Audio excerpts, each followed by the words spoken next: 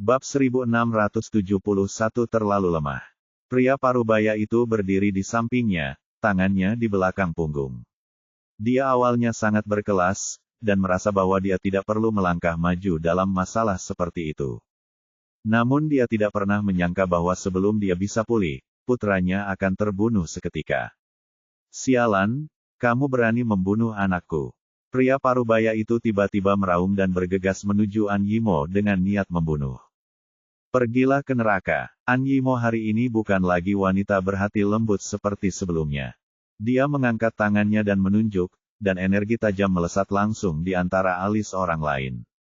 Merasakan angin tajam di jari ini, pria parubaya itu langsung menenangkan diri dari amarahnya. Dia sendiri baru saja mencapai tahap tengah dari Martial Sein, sementara pihak lain jelas berada di tahap akhir dari Martial Sein atau di puncak Martial Sein. Sial, kapan dunia sekuler memiliki master seperti itu? Dia sangat terkejut, tapi sudah terlambat untuk mundur. Meski sudah berusaha sekuat tenaga, tetap saja sia-sia. Jari Imo menembus tinju seperti pedang tajam, dan dalam sekejap mata, ada lubang darah di antara alisnya. Pria parubaya itu terjatuh telentang dengan mata terbuka lebar, wajahnya penuh keengganan hingga ia meninggal. Awalnya, dia ingin memanfaatkan kesempatan ini dan membawa putranya ke dunia sekuler untuk menjarah, tetapi dia tidak menyangka bahwa dia akan kehilangan nyawanya setelah tiba di sini. Jiang Bei, keluarga Wang. Sejak Wang Xuening dan Ye Bufan menjalin hubungan mereka, keluarga Wang telah menjadi keluarga nomor satu di Jiangbei, dan tidak ada kekuatan yang berani bersaing dengan mereka.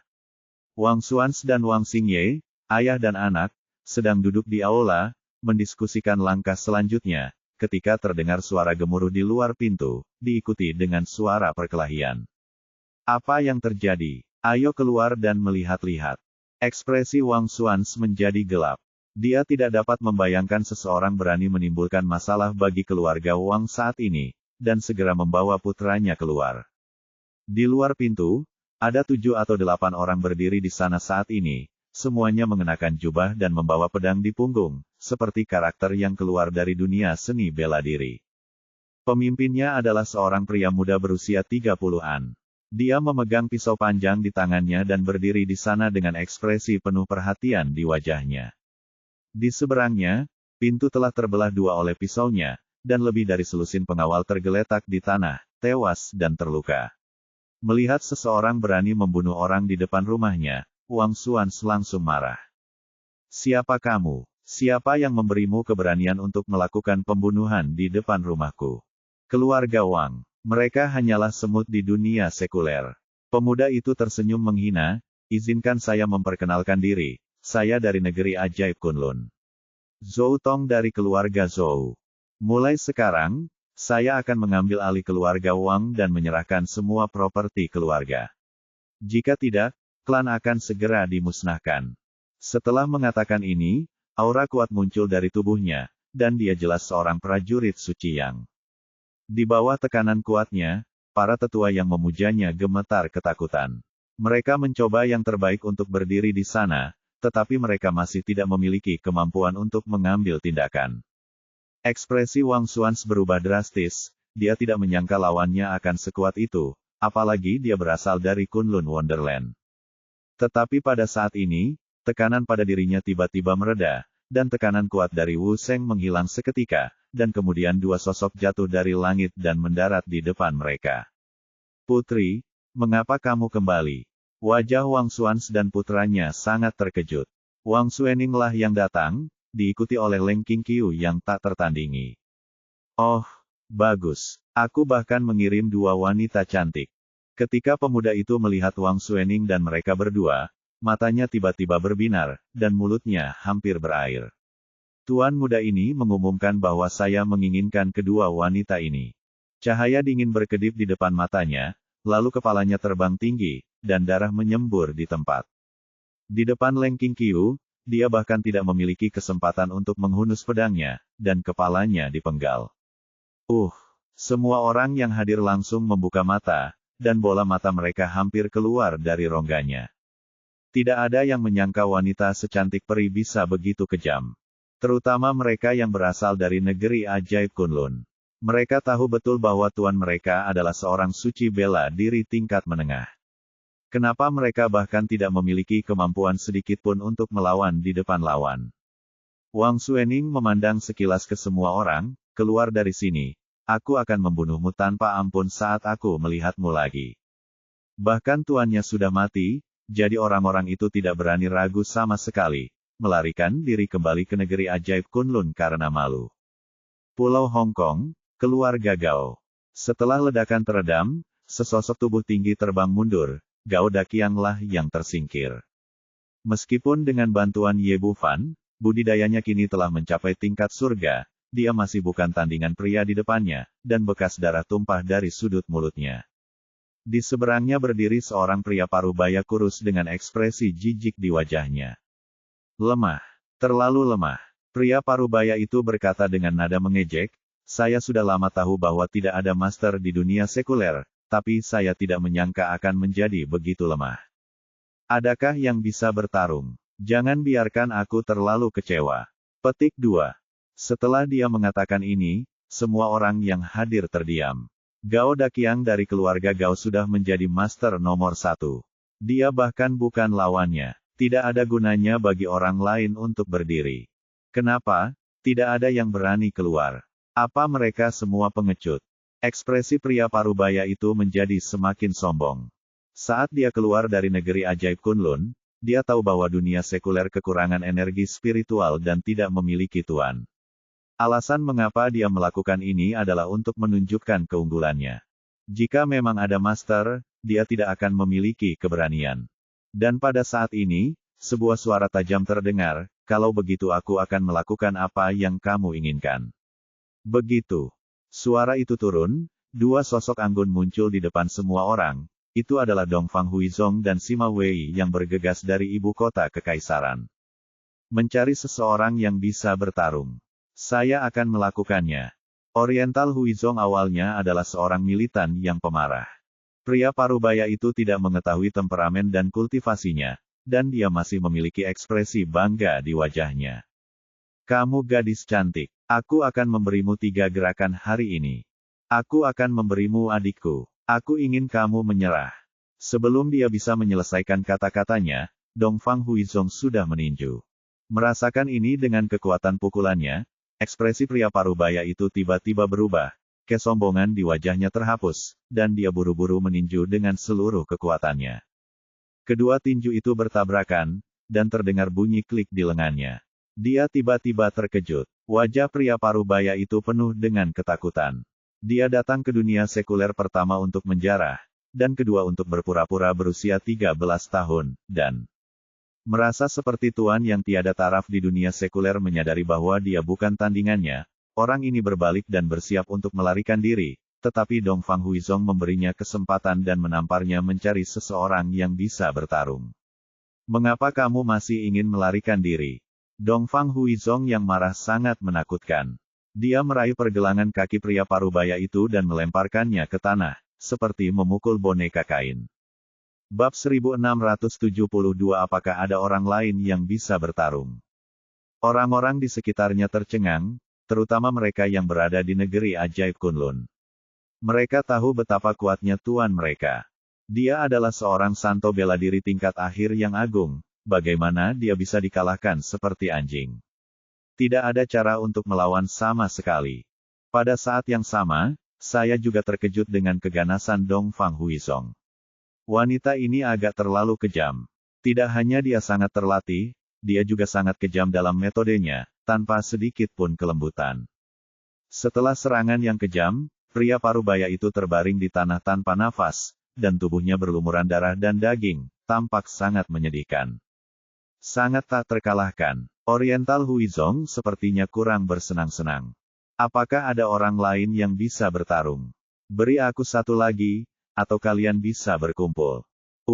Orang-orang yang tersisa di negeri ajaib Kunlun sangat ketakutan sehingga mereka terdiam untuk melihat ke arah Dongfang Huizong. Bukan karena dia takut membuat marah pihak lain, tapi dia mungkin sudah berbalik dan lari. Sekelompok pengecut. Melihat tidak ada yang berani menantang, Dongfang Huizong mengerutkan bibirnya, kamu berani mengaku dari negeri ajaib Kunlun meskipun kamu seperti beruang. Cepat kembali ke sini dan jangan biarkan aku melihat kamu lagi. Orang-orang itu segera, seolah-olah dia telah diberikan amnesti, dia berbalik dan lari. Berhenti. Pada saat ini, terdengar teriakan keras dari belakang, yang membuat seluruh tubuh orang-orang ini gemetar. Dongfang Huizong menunjuk ke mayat di tanah, buang sampah ini, jangan tinggalkan di sini agar merusak pemandangan. Orang-orang itu tidak terlalu peduli lagi. Mereka mengambil mayat itu dan berbalik dan lari, karena takut bahwa jika mereka berlari terlalu lambat, wanita ini akan menyesalinya. Pada saat yang sama, adegan serupa dipentaskan di seluruh Tiongkok. Orang-orang di negeri ajaib Kunlun, yang awalnya sangat arogan dan agresif, dipukuli hingga berkeping-keping oleh orang-orang yang dikirim oleh Ye Bufan. Dalam waktu kurang dari 2 hari, sekte negeri ajaib Kunlun melarikan diri sampai mati, dengan ekspresi tegas di wajahnya.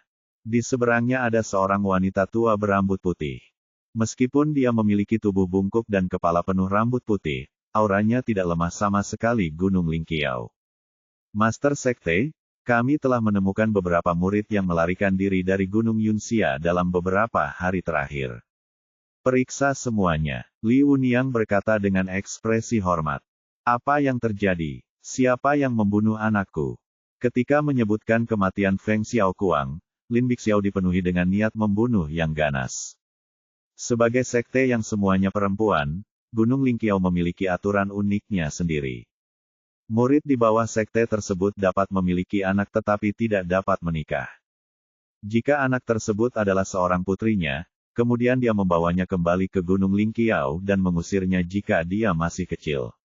Feng Xiaokuang adalah apa yang dia dan Feng Qianli tinggalkan, tetapi dia telah membesarkannya di Gunung Yunxia putranya banyak. Itu saja, Li Wuniang menceritakan konflik antara Yunxia San dan Ye Bufan dari awal hingga akhir. Itu pada dasarnya sesuai dengan fakta dan tanpa memihak mengirim seseorang untuk menculik ibu Ye Bufan, tapi dia tidak melakukannya.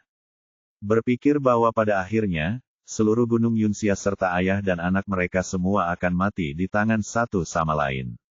Ye Bufan, beraninya kamu membunuh anakku.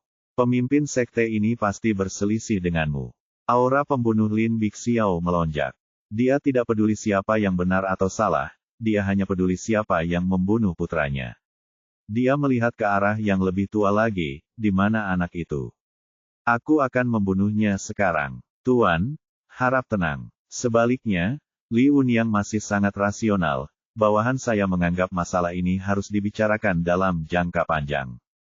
Masuknya Yunxia San ke dunia kali ini awalnya merupakan pelanggaran perjanjian dengan Tiangong, dan kemudian menculik ibu Ye Bufan. Dan Lin Zentian adalah penguasa istana Tiangong. Jika dia menyerang ayah dan anak, dampaknya akan terlalu besar. Yang paling kritis, Ye Bufan dapat menghancurkan Gunung Yunxia dengan satu kekuatan. Kekuatan semacam ini tidak boleh dianggap remeh.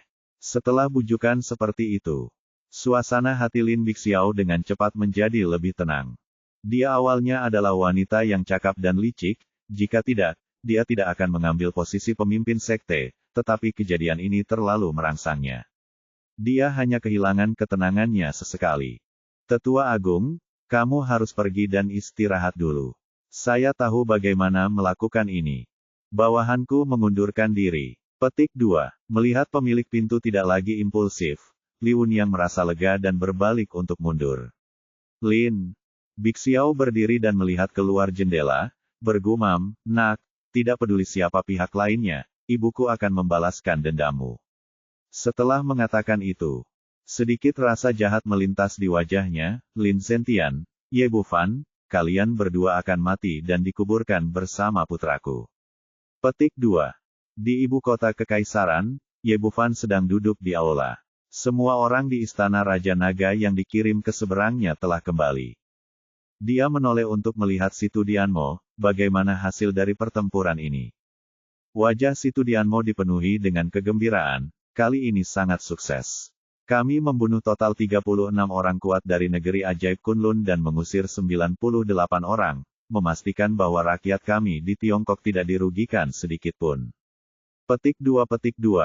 Sebagai anggota Paviliun Xuanyuan, dia tahu betul apa yang diwakili oleh hasil ini. Di antara orang-orang yang keluar dari negeri ajaib Kunlun kali ini, yang memiliki basis budidaya terendah adalah pembangkit tenaga listrik tingkat surga, dan sisanya semuanya berasal dari martial Sein tingkat budidaya. Melihat seluruh Tiongkok, hanya Ye Bufan yang memiliki kekuatan untuk melakukan ini. Ye Bufan mengangguk puas, apakah ada korban di pihak kita? Tidak ada korban jiwa, hanya 2 orang yang mengalami luka ringan, namun tidak ada apa-apa. Petik 2. Tidak apa-apa. Petik 2. Ye Bufan memandang semua orang yang hadir, eksploitasi militer kita kali ini bersinar terang, tetapi satu hal harus dipahami dengan jelas. Lawannya hanyalah angkatan pertama, dan mereka semua adalah orang kuat di bawah level martial Sein untuk datang. Menurut informasi yang kami peroleh, pembukaan segel negeri ajaib Kunlun dibagi menjadi 2 tingkatan. Orang-orang yang keluar sekarang memiliki tingkat budidaya orang suci bela diri tertinggi, dan mereka yang akan keluar lain kali akan menjadi orang yang kuat di dalam alam kekaisaran. Semuanya, cepat kembali beristirahat. Kita akan berkumpul di sini besok. Petik 2. Ya, semua orang setuju dan bubar. Bahkan Suruyue dan yang lainnya yang baru saja kembali beristirahat dan menyesuaikan kondisi mereka. Pada akhirnya, hanya Ye Bufan, Situ Dianmo, Lucia, Helena dan Ye Tian yang tersisa. Budidaya Situ Dianmo telah mencapai tahap akhir dari alam kekaisaran. Misi ini sangat sederhana baginya sehingga dia tidak merasa lelah sama sekali. Saudara Ye, bisakah kita jalan-jalan bersama? Petik 2. Dia bukanlah monster tua seperti Lucia yang telah hidup ribuan tahun. Dia masih berjiwa gadis, lincah dan aktif, serta suka berbelanja. Helena segera mengikuti dan berkata, "Oke, aku sudah lama mendengarnya makanan Cina itu spesial. Enak, ayo keluar dan makan sesuatu yang enak." Awalnya, saat dia datang ke Tiongkok kali ini, dia ingin membiarkan Ye Bufan menemaninya berkeliling gunung dan sungai, dan menjalani kehidupan seperti orang normal. Tapi setelah datang ke sini, dia terus berkelahi dan membunuh, dan sekarang dia akhirnya punya sedikit selama waktu luangnya, dia segera mengajukan permintaannya. Ye Bufan tersenyum tipis, "Oke, kalau begitu aku akan mentraktirmu makan malam besar." Setelah mengatakan itu, beberapa orang berjalan keluar pintu bersama-sama. Begitu sampai di depan pintu, mereka berpapasan dengan Situ Cangkong yang sedang bergegas mendekat. Bab 1673 10 Untaian Ginjal Besar. "Kakek, kenapa kamu ada di sini? Ada apa?" tanya Situ Dianmo. "Saya di sini untuk menemui Xiao Fan." Situ Cangkong berkata, "Kepala istana meminta saya untuk memberitahu Anda bahwa konferensi seni bela diri akan diadakan di Tiangong dalam 4 jam, jadi Anda harus hadir." Tanda tanya petik 2. Kamu setelah Bufan kembali ke ibu kota kekaisaran, dia melaporkan situasi di luar kepada Lin Zentian, tetapi tidak jelas tindakan apa yang diambil oleh Tiangong. Situ Cangkong menjelaskan, segel kedua dari negeri ajaib Kunlun akan segera dibuka. Ini pasti akan menjadi bencana bagi Tiongkok. Saya tidak tahu berapa banyak kaisar kuat yang akan datang saat itu. Saya khawatir orang-orang di tangan Anda ini tidak akan datang, sudah cukup. Ya, jadi penguasa istana memanggil para pemimpin dan murid inti dari berbagai sekte untuk membahas rencana berperang melawan negeri ajaib Kunlun hari ini. Situ Dianmo bertanya, "Bukankah ada banyak orang di sini?" Ye Bufan mengangguk, "Oke, saya akan ke sana nanti. Ingat, setelah 4 jam, akan ada puluhan ribu orang. Jangan lewatkan waktu." Situ Cangkong memperingatkan lagi, lalu bergegas pergi. Setelah dia pergi, Helena memandang Ye Bufan, "Sayangku, apakah kita masih akan makan malam yang besar?" "Tentu saja, tidak ada yang lebih penting daripada makan, dan selain itu, kita masih punya cukup waktu." Berbicara, dia membawa beberapa orang bersamanya. Saya masuk ke dalam mobil dan parkir di tempat parkir 10 menit kemudian. Helena melihat sekeliling. Ini bukanlah lingkungan yang ramai di ibu kota kekaisaran, melainkan pinggiran kota yang relatif terpencil.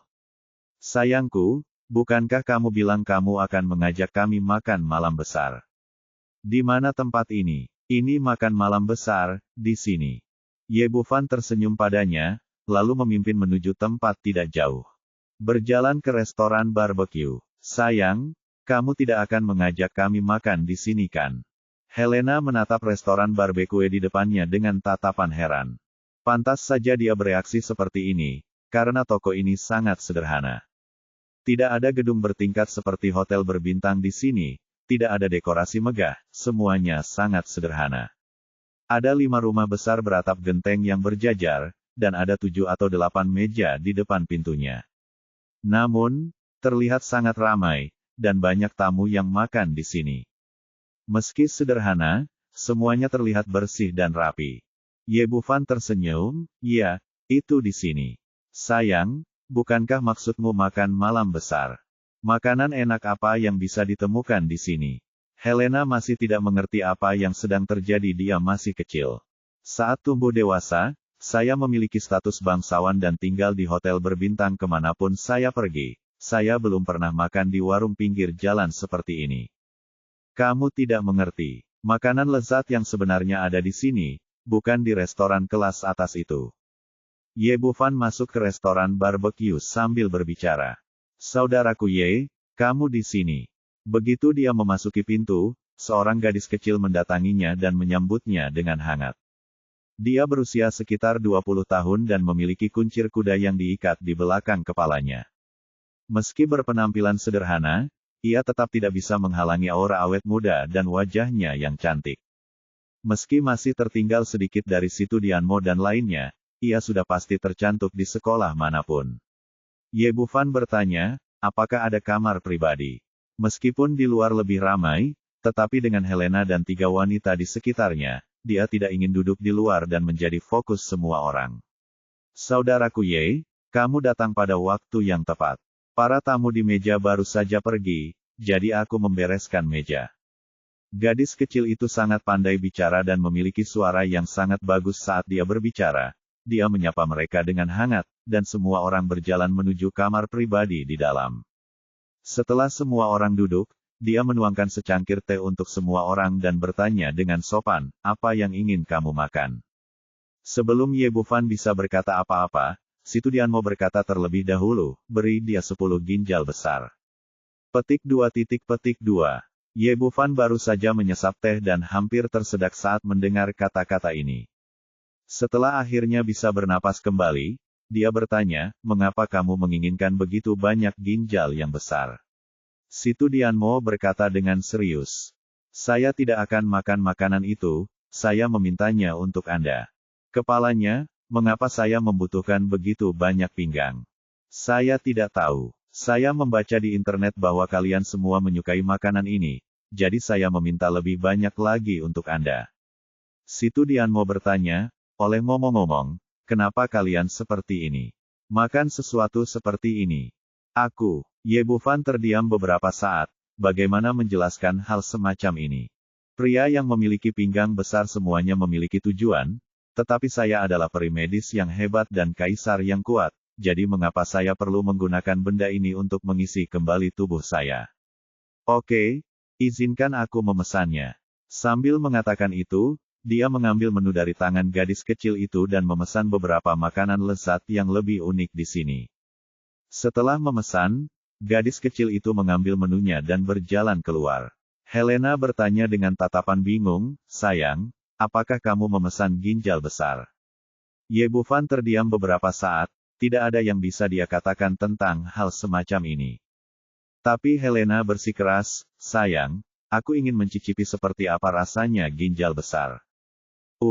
Ye Bufan tidak punya pilihan selain memanggil gadis kecil itu dan memesan beberapa ginjal besar lagi. Tak lama kemudian aneka sate bakar tersaji, dan aromanya langsung memenuhi hidung Anda. Baunya enak sekali. Di antara orang-orang yang hadir, tingkat kultivasi terendah juga adalah Martial Saint. Faktanya, dia tidak memiliki banyak permintaan makanan lagi, tetapi dia tidak bisa menahan air liur ketika dia mencium baunya aroma tusuk sate panggang ini. Helena dan yang lainnya semua bersemangat, dan segera mengambil tusuk sate daging tersebut dan mulai makan. Enak, sungguh enak. Aku belum pernah makan makanan lezat seperti ini. Puji Helena dan Lucia sambil makan. Bahkan si Tudianmo, yang tinggal di Tiongkok, memuji, saudara Ye, tusuk daging di sini sangat lezat. Bagaimana Anda menemukan tempat ini? Ye Bufan berkata, saya pernah melihatnya di ponsel saya. Saya pernah dimakan di sini beberapa kali dan rasanya sangat enak. Sayangku, ginjal ini enak sekali. Helena memiliki nafsu makan yang besar dan benar-benar memakan 2 ginjal secara berurutan. Ye Bufan diam-diam tidak bisa berkata-kata saat melihatnya. Jika orang tahu bahwa Kaisar Ilahi sangat suka makan ginjal, dia tidak tahu bagaimana perasaan orang-orang yang beriman. Beberapa orang mengobrol sambil makan dan dengan cepat memakan semua makanan yang disajikan di toko tersebut. Helena menjilat lidahnya dan berkata, sayang, aku belum cukup makan. Bolehkah aku minta lagi? Hal yang sama juga terjadi pada beberapa orang lainnya, yang semuanya memandang dengan mata penuh kerinduan. Tentu saja, Ye Bufan tersenyum dan memanggil gadis kecil itu lagi, tapi tidak ada yang menjawab setelah menelepon beberapa kali. Merasa ada yang tidak beres, dia melihatnya sekilas dengan kesadaran spiritualnya, ekspresinya tiba-tiba berubah, dia berdiri dan berjalan keluar pintu. Bab 1674 Menindas pria dan mendominasi wanita. Di luar restoran barbecue, sekelompok orang berjalan mendekat. Pemimpinnya adalah seorang pria muda berusia 20-an, mengenakan jubah dan pedang panjang tertancap di belakang punggungnya. Di belakangnya ada 4 pengikut yang tampak seperti pengikut, semuanya berpakaian serupa, dan juga mengenakan jubah. Kostum orang-orang ini terlihat agak aneh di tengah kerumunan, menarik perhatian banyak orang di sepanjang jalan. Namun orang-orang ini tidak peduli, dan mengagumi pemandangan sekitar saat mereka berjalan. Tiba-tiba pemuda itu berhenti dan melihat ke arah restoran barbecue dengan mata tidak bergerak. Kemana dia memandang, dia melihat gadis kecil yang sedang sibuk menyapa para pelanggan. Cantik, saya tidak menyangka akan ada wanita yang begitu murni di dunia sekuler ini. Pemuda itu menghela nafas, lalu segera berjalan bersama yang lain. Melihat seorang tamu datang ke depan pintu, gadis kecil itu langsung menyambutnya dengan hangat. Teman-teman, silakan duduk. Apa yang ingin Anda pesan? Pemuda itu tidak berkata apa-apa. Matanya menatap gadis kecil itu dengan tidak hati-hati, dan ekspresi wajahnya menjadi semakin tidak senonoh. Ya, enak sekali. Gadis kecil itu mengerutkan kening, bukankah kalian di sini untuk makan malam? Untuk apa makanannya? Aku nyatakan bahwa kamu adalah milikku mulai sekarang. Kamu tidak perlu melakukan ini di sini masa depan. Melayani orang adalah tugas, ikutlah denganku untuk makan dan minum. Nada suara pemuda itu sangat arogan, seolah-olah seorang kaisar sedang memberi perintah kepada rakyatnya. Ekspresi gadis kecil itu berubah, dan dia akhirnya meredam amarah di hatinya. Berbisnis adalah tentang menghasilkan uang melalui harmoni. Tuan, jangan konyol. Saya sangat sibuk di sini. Jika Anda tidak ingin makan, Anda bisa duduk di sini dan istirahat sebentar. Jika Anda butuh sesuatu, telepon saja saya. Dia hendak pergi, tetapi pemuda itu menghalangi jalannya dengan tangannya. Siapa yang kamu bercanda? Aku serius. Mulai sekarang, kamu adalah wanitaku, segera ikut aku. Melihat pihak lain terjerat, gadis kecil itu tidak tahan tidak peduli betapa baiknya dia. Tuan, makanlah atau pergi. Jika Anda melakukan ini lagi, saya akan memanggil polisi.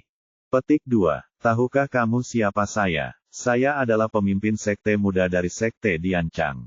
Ikuti saya dengan patuh. Tidak ada lagi yang berguna. Setelah pemuda itu selesai berbicara, ekspresi jijik muncul di wajahnya, dan dengan ajentikan jarinya, dia membuat angin jari yang tajam. Menembak ke ponsel, ponsel itu meledak seketika dan berubah menjadi bola bubuk. Gadis kecil itu tidak pernah menyangka hal ini akan terjadi. Dia begitu ketakutan hingga wajahnya menjadi pucat sesaat. Mau lari kemana? Pemuda itu mengulurkan tangannya dan meraih punggungnya. Kini gadis kecil itu panik dan langsung berteriak minta tolong, tolong, tolong. Ada yang sedang bermain holigan. Mendengar teriakan itu, seorang pria parubaya bergegas keluar dapur dengan pisau dapur di tangannya, yang merupakan milik kami. Bosnya juga ayah gadis kecil itu. Dasar bajingan, lepaskan putriku. Melihat putrinya ditindas, dia langsung bergegas mengacungkan pisau dapur. Ekspresi pemuda itu menjadi semakin menghina. Dia mengulurkan dua jarinya dan menjentikkan pisau dapur. Dia memegang pisau dapur di telapak tangannya dan melihatnya, lalu dengan jentikan jarinya, pedang baja tahan karat itu pecah menjadi dua bagian dengan sekejap. Saat aku mendengar teriakan minta tolong, ada beberapa pengunjung kuat yang siap datang menyelamatkan. Tapi saat mereka melihat pemandangan ini, mereka menjadi pucat karena ketakutan dan berbalik dan lari. Hal yang sama berlaku untuk pengunjung lain di toko tersebut. Mereka takut akan mendapat masalah, jadi mereka semua lari dalam sekejap. Brengsek, cepat lepaskan putriku. Pemilik toko berjuang untuk bangkit dari tanah, tetapi tendangan tadi terlalu berat, dan dia tidak dapat berdiri bahkan setelah beberapa kali mencoba. Orang tua, demi putrimu, biarkan aku mengampuni hidupmu. Jangan mencari kematian sendiri. Setelah mengatakan ini, pemuda itu melambaikan tangannya kepada beberapa anak buahnya, bawa mereka bersamamu, ayo pergi. Para pengikut itu segera melangkah maju untuk memimpin mereka. Manusia, gadis kecil itu berjuang mati-matian, tetapi dia hanyalah orang biasa, bagaimana dia bisa menjadi lawan dari para pejuang ini?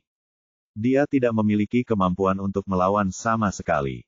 Pemuda itu tampak bangga dan bersiap untuk pergi. Tetapi pada saat ini, sebuah suara yang jelas terdengar. Berhenti. Pemuda itu mengerutkan kening, tetapi dia tidak menyangka ada seseorang yang berani ikut campur dalam urusannya sendiri.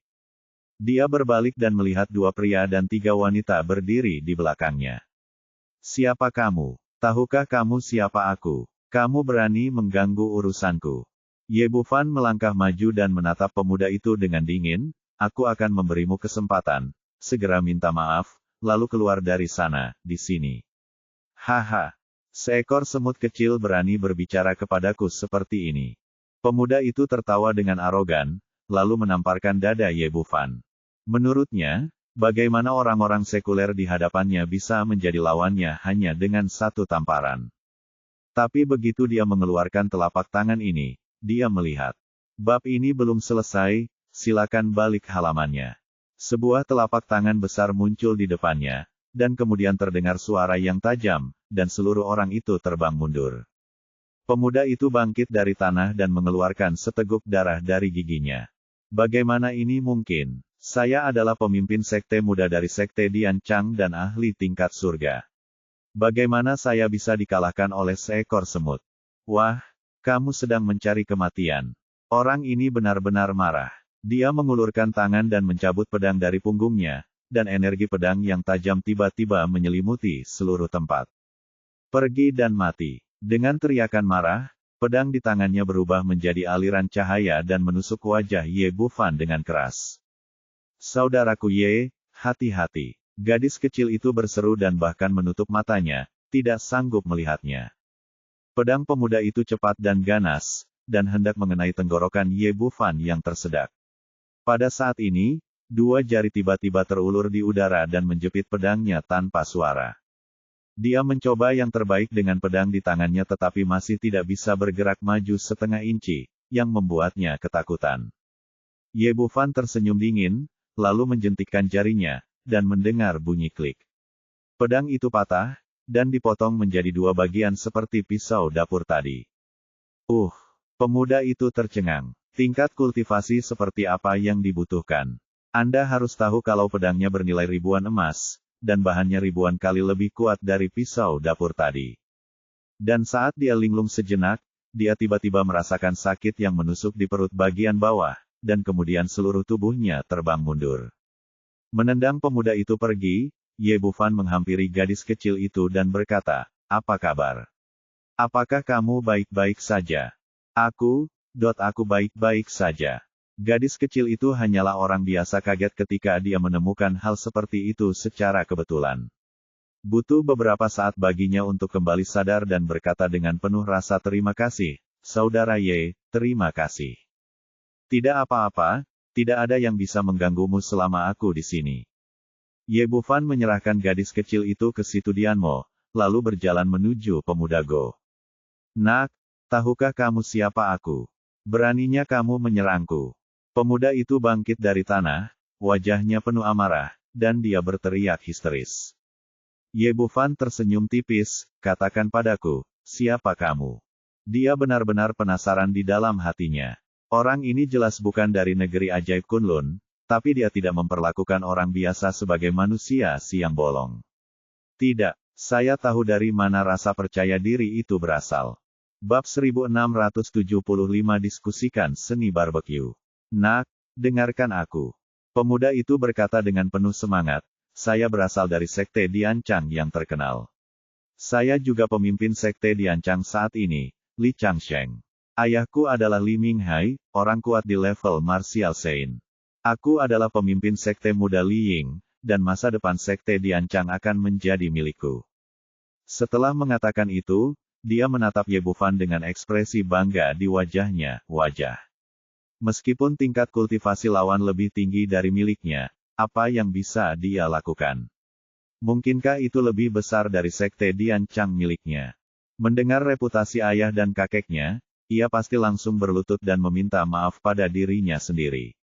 Namun yang mengejutkannya, pihak lain tidak bereaksi banyak, malah tersenyum bercanda.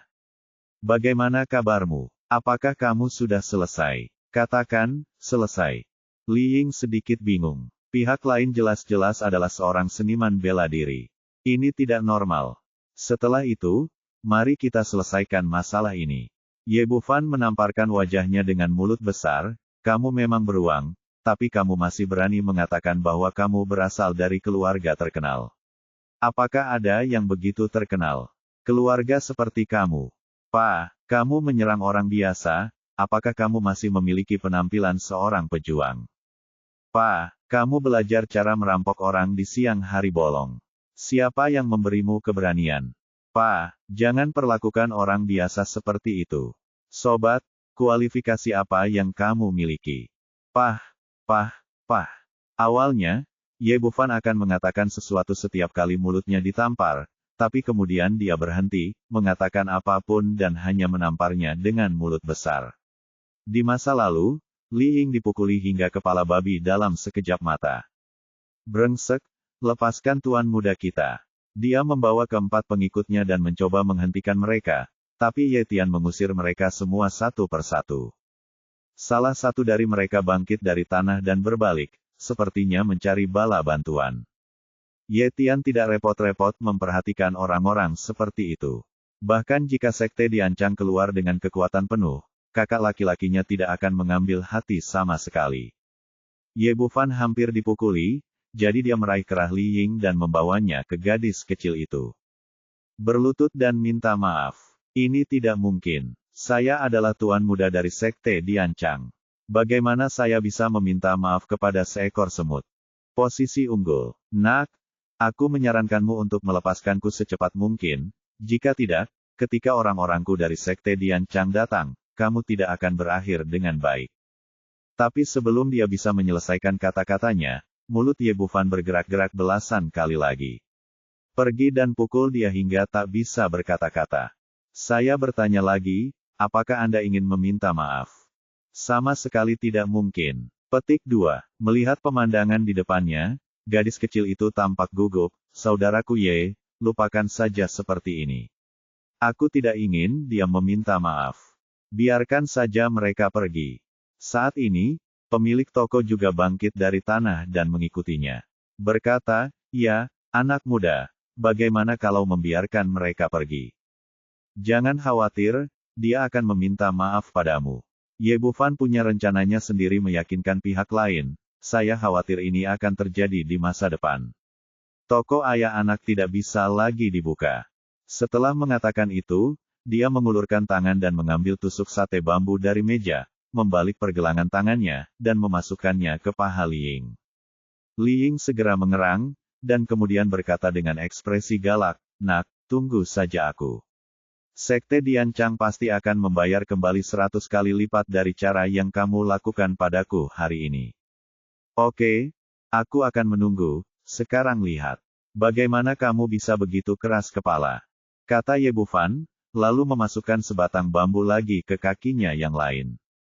Dalam sekejap mata, 7 atau 8 batang bambu telah dimasukkan, namun Li Ying masih mengertakkan gigi. Nak, tunggu saja aku, Sekte Dian Chang tidak akan melepaskanmu. Ya, kamu masih memiliki tulang punggung. Ye Bufan mengulurkan tangan dan mengambil sebatang bambu lagi, tapi tidak segera memasukkannya. Dia berbalik untuk melihat Helena di sebelahnya. Apakah ginjal besar tadi rasanya enak?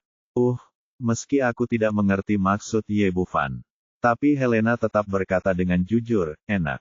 Ye Bufan menunjukkan senyuman aneh. Kalau begitu, apakah kamu pernah makan telur emas panggang? Petik 2. Tidak, apa itu? Kamu akan segera tahu. Matanya tertuju pada perut bagian bawah Li Ying. Sepertinya keluargamu memiliki pandangan ke depan untuk menyebutkan namamu terlebih dahulu. Aku akan menambahkan tirai untukmu sekarang, dan kemudian mengirimmu ke istana untuk menjadi Kasim. Bersiaplah untuk menusuk. Li Ying langsung ketakutan setengah mati. Alasan kenapa dia sombong adalah karena dia tahu pihak lain tidak akan berani membunuhnya. Tapi jika dia benar-benar ingin menghancurkan tempat itu, lebih baik mati. Berhenti. Hentikan cepat. Aku yakin, aku minta maaf. Aku akan minta maaf sekarang. Orang ini berulang kali memohon ampun, dan sekarang dia tidak berani bersikap tegar sama sekali. Apakah kamu yakin? Jangan menunggu lebih lama lagi. Tidak, aku salah. Aku benar-benar salah. Aku akan meminta maaf kepada gadis ini sekarang. Meskipun Li Ying penuh dengan kebencian, selebihnya dalam hidupnya, dia pada akhirnya, aku memilih untuk menundukkan kepalaku. Baiklah kalau begitu, aku akan memberimu kesempatan. Ye Bufan mencabut semua batang bambu dari kakinya dan membawanya ke depan pemilik toko dan putrinya. Li Ying tidak lagi peduli dengan wajahnya, dan berlutut sambil berkata, maaf, kali ini aku salah. Meskipun dia mengucapkan kata-kata itu, dia penuh amarah dan kebencian, dan dia ingin melakukannya segera potong Ye Bufan menjadi beberapa bagian. Pemilik toko dan putrinya belum pernah mengalami hal seperti ini sebelumnya, dan mereka tidak tahu harus berbuat apa. Pada saat ini, sesosok tubuh tiba-tiba jatuh dari langit, dan ternyata itu adalah orang kuat setingkat Santo bela diri. Semua orang menoleh untuk melihat dan melihat seorang pria parubaya berusia 40-an atau 50-an. Dia mengenakan jubah, membawa pedang di punggungnya, dan memiliki janggut lebat. Penampilannya sangat ganas, dan dia memancarkan kekuatan yang kuat. Ketika dia melihat Li Ying berlutut di sana, dia sangat marah dan menatap Ye Bufan di sebelahnya dengan tajam. Nak, apa yang kamu lakukan pada anakku? Orang ini adalah Li Minghai dari Sekte Dian Chang, ayah Li Ying. Saat ini, matanya sangat marah hingga dia menyemburkan api, seperti binatang buas yang memilih orang lain untuk dimakan. Jika dia tidak menganggap putranya ada di tangan lawan, dia pasti sudah mengambil tindakan sekarang. Pemilik toko dan putrinya hanyalah orang biasa, mereka tidak dapat menahan tekanan dari Martial Saint.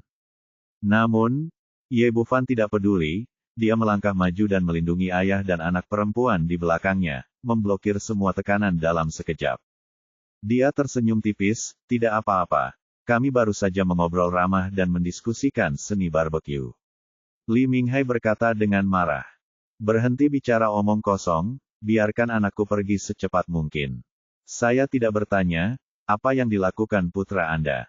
Tidak perlu. Li Minghai berkata dengan sangat arogan, ini bukan giliran Anda untuk mengurus apa yang ingin dilakukan oleh orang-orang dari faksi Chang. Bolehkah menindas pria dan mendominasi wanita? Li Minghai berteriak, tentu saja, dia beruntung karena seekor semut di dunia sekuler dapat disukai oleh anak saya. Kualifikasi apa yang harus Anda tolak? Ekspresi Bufan menjadi dingin, pantas saja kamu bisa membesarkan anak seperti itu. Ternyata Sekte Dian Changmu tidak punya alasan sama sekali. Li Minghai mengerutkan bibirnya dengan ekspresi jijik di wajahnya, seorang pejuang dihormati karena kekuatannya, dan siapapun yang lebih kuat adalah dia, alasan, yang lainnya tidak masuk akal. Bab 1676 gunakan tinju untuk bernalar. Ye Bufan tersenyum dingin, kalau begitu, mari gunakan tinju kita untuk bernalar. Ayah, bunuh orang ini untuk membalaskan dendamku. Kamu harus memotongnya menjadi beberapa bagian. Melihat pihak lain belum melepaskannya, Li Ying tiba-tiba berteriak keras. Tapi sebelum dia selesai berteriak, dia ditampar ke tanah oleh Ye Bufan. Apakah aku membiarkanmu berbicara? Nak, beraninya kamu. Li Minghai tidak bisa lagi menahan amarah di hatinya dan menamparnya dengan telapak tangan yang keras. Begitu dia mengambil tindakan, sesosok tubuh melintas di depannya. Ye Tian sudah berdiri di depannya, mengangkat tangannya dan meninju. Tinju dan telapak tangan bertemu, dan terjadi ledakan, dan aliran udara yang deras langsung menghancurkan meja dan kursi di sekitarnya menjadi beberapa bagian. Kemudian sesosok tubuh terbang mundur seperti layang-layang yang talinya putus, dan ternyata Li Minghai lah yang tersingkir. Dia hanyalah orang suci bela diri tingkat menengah, jadi bagaimana dia bisa menjadi lawan Ye Tian? Kamu, Li Minghai terbang puluhan meter sebelum dia menstabilkan tubuhnya, dia merasakan sakit yang menusuk di lengannya. Dia melihat ke bawah dan melihat seluruh lengannya merah dan bengkak, dan dia hampir utuh. Pada saat ini, ada badai di dalam hatinya, dan dia tidak pernah menyangka bahwa kekuatan lawan akan sekuat itu. Dia bertanya dengan sungguh-sungguh, siapa kamu? Ye Bufan sama sekali mengabaikan pertanyaan ini, dan yang menyambutnya adalah pukulan kuat Ye Tian. Li Minghai tidak berani gegabah kali ini, dia menghunus pedang panjang dari belakang dan menebas tinju Ye Tian dengan cahaya pedang. Ilmu pedang aliran diancang dikenal paling baik, menurutnya karena kemampuan tinjunya tidak bisa menekan lawan, maka sebaiknya ia menggunakan pedang. Ye Tian masih tidak takut menghadapi cahaya pedang yang ditebas, dan meninjunya dengan keras. Hanya ada suara tajam saat tinju dan pedang bertemu, dan pedang panjang itu hancur berkeping-keping oleh pukulan Ye Tian, tersebar ke seluruh langit. Ini, wajah Li Minghai penuh ketakutan. Dia tidak pernah menyangka tubuh lawannya akan sekuat itu. Anda harus tahu bahwa meskipun pedang di tangannya bukanlah senjata ajaib yang tiada taraf, itu pasti pedang kelas atas, tetapi pedang itu hancur oleh sebuah pukulan. Tunggu sebentar, kita harus bicara baik-baik. Li Minghai melihat bahwa dia jelas bukan tandingan pihak lain, dan segera berteriak keras. Ye Bufan tersenyum dengan tenang, bukankah aku sedang berbicara denganmu? Aku hanya mencoba berargumen dengan tinjuku. Begitu. Dia selesai berbicara, Ye Tian meninju lagi dan hanya bisa memaksanya. Lalu dia meninju lagi. Kedua tinju itu bertabrakan, dan terdengar bunyi klik. Kali ini lengannya terbelah menjadi dua bagian oleh pukulan Ye Tian. Ah! Li Minghai berteriak. Melihat Ye Tian bergegas ke arahnya lagi seperti binatang buas, dia dengan cepat berteriak, aku menyerah, adikku, aku menyerah. Kembalilah. Itu, bunuh dia, panggil Ye Tian kembali, dan berkata dengan bercanda, apakah itu masuk akal? Li Minghai memegang lengannya yang patah dan berkata dengan getir, katakan padaku, apa yang kamu inginkan? Sederhana, sama seperti anakmu, berlutut dan minta maaf. Ini tidak mungkin, saya dari sekte diancang. Sebelum Li Minghai menyelesaikan kata-katanya, dia ditampar oleh Ye Tian. Di tanah, dia akhirnya meraih kerahnya, mengangkatnya, dan melemparkannya dengan keras ke depan Ye Bufan.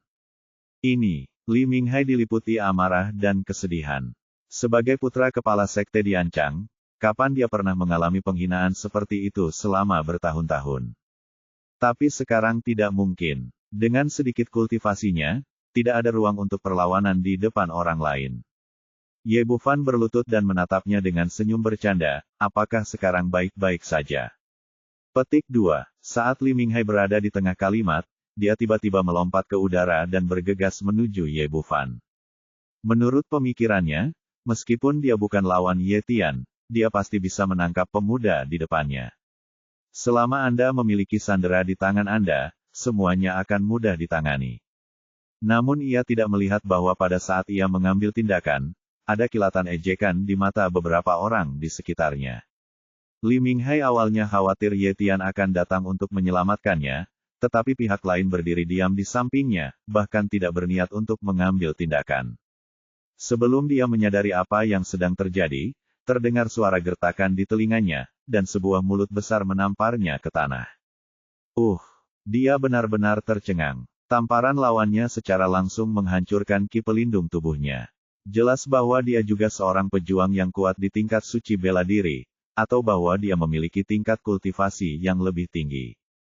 Bagaimana ini mungkin? Jika wajahnya tidak lagi terbakar, dia tidak percaya itu benar. Berapa umur pemuda di depan saya? Dia telah mencapai ranah santo bela diri di usia 20-an. Ye Bufan menatapnya dan tersenyum, bagaimana? Apakah kamu ingin melakukannya lagi? Aku, Li Minghai mengertakkan gigi, nak, meskipun kamu memiliki beberapa keterampilan, aku adalah anggota Sekte Diancang, dan ayahku adalah orang kuat di alam kekaisaran. Pak, sebelum dia selesai berbicara, mulut besar lainnya menamparkan wajahnya. Usai pemukulan, Ye Bufan dengan santai mengambil sebatang bambu dari samping dan berkata, sepertinya kalian berdua, ayah dan anak, memiliki temperamen yang sama. Mereka selalu suka membicarakan cangpai. Sepertinya aku masih ingin melakukannya ngobrol baik-baik denganmu tentang seni barbeque. Oke. Setelah mengatakan itu, matanya tertuju pada perut bagian bawah Li Minghai. Menurutmu aku harus memakai yang kiri atau kanan dulu? Li Minghai tiba-tiba mengerti apa itu seni barbeque. Meskipun dia sudah tua sekarang, tetap berguna untuk menyimpannya. Apalagi jika dia benar-benar diperkosa dan hal semacam ini menyebar, Sekte Diancang mereka tidak akan memiliki martabat sama sekali.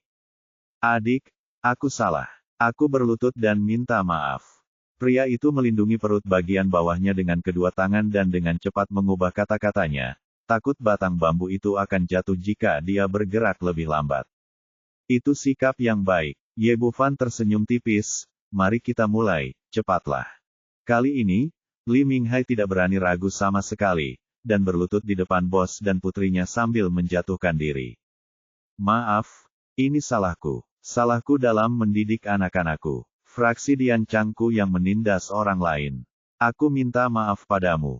Setelah mengatakan itu, dia menoleh ke arah Ye Bufan, adik, bisakah kita pergi? Tentu saja tidak, bukan. Bisnismu telah hancur, mengapa kamu harus membayar sejumlah uang?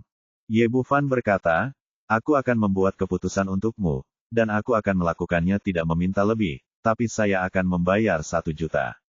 Oke. 1 juta. Li Minghai dan putranya hampir tersedak air liurnya sendiri. Berapa harga toko ini? Buka saja mulut Anda dan minta 1 juta, dan Anda bahkan tidak mau lebih. Meskipun Sekte Diancang mereka juga memiliki properti sekuler dan sejumlah tabungan, masih terlalu membuat frustasi untuk menghabiskan uang tersebut. Dia berkata, yah, 1 juta itu terlalu banyak, bukan? Total kerugian di sini hanya 10.000 hingga 20.000 yuan. Kerugian ekonomi adalah 10.000 yuan, dan putra Anda merampok 990.000 yuan untuk kerusakan mental. Apakah ini angka yang tinggi? Ye Bufan berkata dan mengambil tongkat bambu itu lagi, bagaimana kalau kita bicara baik-baik? Tidak perlu bicara, jumlah ini tidak banyak sama sekali, kami akan memberikan uangnya kan? Pergi. Sain sangat ketakutan hingga dia gemetar, segera mengeluarkan ponselnya untuk mentransfer uang, dan dengan cepat mentransfer 1 juta ke rekening restoran barbeque. Setelah membayar uangnya, dia berkata lagi, adik, bisakah kita pergi kali ini? Bab 1677 balok atas tidak lurus dan balok bawah bengkok. Masalahnya belum selesai. Ye Bufan memandang ayah dan anak itu, dengan ekspresi dingin di wajahnya. Sekte Diancang Anda dulunya dianggap sebagai sekte terkenal, tetapi sekarang berakhir seperti ini, menindas pria dan wanita, dan menyerang orang biasa. Sebelum Anda datang, saya ingin meminta anak Anda untuk meminta maaf dan menebusnya. Ayo, lupakan beberapa kerugian finansial. Tapi sekarang setelah saya melihat Anda, saya berubah pikiran. Seluruh sekte Diancang. Anda sudah busuk sampai ke inti. Cocok menjadi pejuang. Bukankah kamu meremehkan orang biasa? Bukankah kamu menganggap orang biasa sebagai semut? Petik 2. Setelah itu, dia menjentikkan jarinya dan menghilang. Dan Tian Li Minghai dan putranya. Keduanya melolong sedih, merasa dantian mereka seperti bola karet kempes, dan energi sejati yang telah mereka kembangkan selama bertahun-tahun hilang sepenuhnya dalam sekejap. Kamu benar-benar menghancurkan kultivasi kami. Mata kedua orang ini berwarna merah darah dan mata mereka hampir pecah. Ye Bufan melambaikan tangannya, ini salahmu sendiri. Kamu tidak bisa menyalahkan orang lain. Keluar dari sini. Li Minghai berteriak histeris. Nak, jika kamu punya nyali, datang dan beritahu aku namamu. Bu Fan, jika Sekte Diancang ingin membalas dendam, datang saja dan temukan aku. Tunggu aku, faksi Diancang kita pasti akan membalas ini. Li Minghai bangkit dari tanah dan pergi, tapi sekarang miliknya budidayanya hancur, dia tidak bisa beradaptasi untuk sementara waktu. Mengejutkan, terlihat sangat malu. Saudaraku Ye, terima kasih. Ya, anak muda, kami, ayah dan anak perempuan, semuanya berterima kasih padamu kali ini. Petik 2. Ye Bufan tersenyum dan berkata, sama-sama. Jika kamu ingin berterima kasih padaku, kamu bisa memanggangkan kami kebab lagi. Helena lalu berkata, ngomong-ngomong, ada juga ginjal yang besar. Akan segera siap. Pemilik toko setelah mengatakan itu, ayah dan putrinya segera kembali ke dapur untuk sibuk. Ketika beberapa orang keluar dari restoran barbecue dan melihat bahwa sudah hampir waktunya, mereka bergegas ke Tiangong bersama. Ketika mereka tiba, Istana Surgawi sangat sibuk, dan puluhan sekte, besar dan kecil, telah berkumpul di aula. Lin Zentian sedang duduk di kursi utama, mengobrol dengan beberapa bos terkenal. Saat melihat Ye Bufan memasuki pintu, dia langsung berdiri dan memperkenalkan putranya kepada beberapa orang. Semuanya, ini Kuanzi Ye Bufan, ini Song Yuanwu, kepala sekte Wudang, ini He Qingxi, kepala Villa Tianjian saat ini, dan ini adalah Guru Sisan, kepala biara Kuil Liuyun. Semua orang berbasa basi dan berkata kepada Ye Bufan dengan penuh pujian. Lin Zentian memandang situ cangkong di sebelahnya, sekte apa lagi yang belum tiba? Tuan Istana. Masih ada beberapa sekte Chang dan sekte Tianxi yang belum tiba. Dari luar pintu, Lin Zentian, meskipun Anda adalah penguasa Istana Tiangong, Anda harus memberi saya penjelasan dari sekte Diancang hari ini. Semua orang tercengang dan melihat ke arah pintu bersama-sama berakhir, dipimpin oleh seorang lelaki tua berambut putih dan berjanggut. Yang mengherankan, itu adalah Li Changsheng, kepala sekte Diancang. Murid di belakang mendukung dua orang, yaitu Li Minghai dan Li Ying yang budidayanya telah dihapuskan. Lin Zentian bingung dan tidak tahu apa yang sedang terjadi. Tuan Li, apa yang kamu lakukan? Kamu berani bertanya padaku? Li Chang sangat marah hingga janggutnya terangkat, dan dia menunjuk ke arah Ye Bufan di sebelahnya. Apakah ini putramu? Dan berkata, tidak. Salah, ini anjing. Putramu telah merusak budidaya putra dan cucuku. Menurutmu apa yang harus kita lakukan mengenai masalah ini? Kamu harus memberiku penjelasan hari ini, kalau tidak aku akan memerintahkan sekte Chang dan aku tidak akan pernah mengakhirinya bersamamu. Setelah Li Changsheng mengatakan ini, seluruh tempat menjadi gempar, tidak ada yang menyangka hal seperti itu akan terjadi. Apa yang sebenarnya terjadi? Apakah ini sebuah kesalahan? Putra Li Changsheng, Li Minghai, adalah seorang suci bela diri. Bagaimana dia bisa digulingkan oleh pemuda ini? Seharusnya tidak salah. Li Changsheng membawa serta putra dan cucunya dia. Ini dia, di sana. Sepertinya dia benar-benar lumpuh. Ini benar-benar merepotkan. Li Changsheng adalah orang yang paling protektif. Semua orang berkata sambil saling memandang. Dia menoleh ke Lin Zentian dan ingin melihat bagaimana dia akan menghadapinya. Lin Zentian juga terkejut, dia memanggil sekte-sekte ini ke Tiangong untuk melawan negeri ajaib Kunlun. Tetapi sebelum aliansi dimulai, situasi ini terjadi di sini. Kepala sekolah Li, apakah kamu serius dengan apa yang kamu katakan? Li Changsheng berkata dengan marah, putra dan cucuku ada di sini, dan sekarang kultivasi mereka telah hancur total. Ini masih salah. Di sebelahnya, Xiao Fan, apakah kamu melakukan ini? Ye Bufan mengangguk dengan tenang, ya, saya melakukannya. Li Changsheng berkata dengan marah, Lin Zentian, saya akan datang ke Tiangong kali ini untuk membantu Anda. Untuk melawan negeri ajaib Kunlun. Tapi lihat apa yang telah dilakukan putra Anda. Bahkan jika Anda adalah penguasa istana Tiangong, Anda harus memberikan penjelasan kepada anak dan cucu saya. Petik 2. Ini, Lin Zentian tampak malu. Dari lubuk hatinya, dia secara alami mendukung putranya sendiri. Namun kini puluhan sekte berkumpul di Istana Surgawi. Jika masalah ini tidak ditangani dengan baik, mungkin akan berdampak besar pada misi selanjutnya. Ayah, serahkan padaku untuk menanganinya. Setelah Ye Bufan selesai berbicara, dia memandang Li Changsheng, apa yang ingin kamu jelaskan? Bunuh orang untuk membayar hutang dan membayar kembali uang.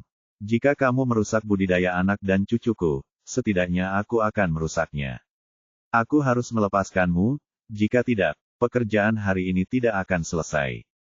Setelah berbicara, Li Changsheng menoleh ke orang-orang di sampingnya, komentar, permintaan saya tidak terlalu banyak, kan? Di depan Lin Zentian, orang-orang ini secara alami tidak bisa mengatakan apa-apa. Semua orang merasa permintaannya tidak terlalu banyak. Apakah masuk akal untuk menilai? Lalu biarkan semua orang menilai. Ye Bufan tersenyum dingin, kamu hanya mengatakan bahwa saya menghancurkan budidaya mereka. Mengapa kamu tidak bertanya apa yang dilakukan putra dan cucumu?